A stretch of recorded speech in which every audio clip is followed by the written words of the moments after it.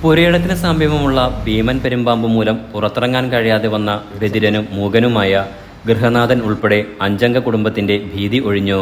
സർപ്പ snake rescue അംഗം പാമ്പിനെ പിടികൂടി.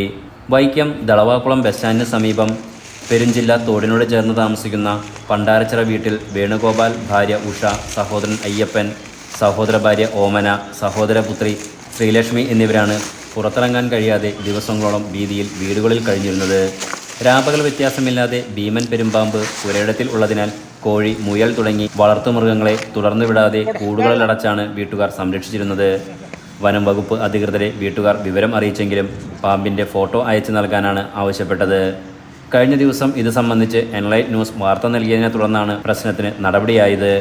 വെള്ളിയാഴ്ച വൈകിട്ട് 4:30 പാമ്പ് പിടുത്തത്തിൽ പ്രത്യേക പരിശീലനം ലഭിച്ച അരയൻകാവ് സ്വദേശി PS സുജയ് സ്ഥലത്തെത്തി നടത്തിയ ഏറെ നേരത്തെ പരിശ്രമത്തിനൊടുവിൽ 10 അടിയിൽ അധികം നീളമുള്ള പെരുമ്പാമ്പിനെ സാഹസികമായി പിടികൂടി ചാക്കിലാക്കുകയായിരുന്നു.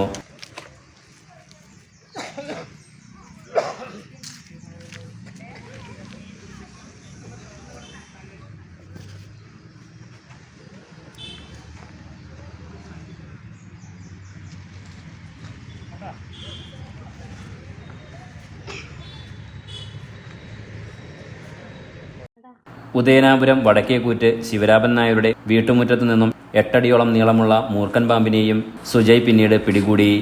പാമ്പുകളെ വനം വകുപ്പിന് കൈമാറും. Enlight news, Vaikom.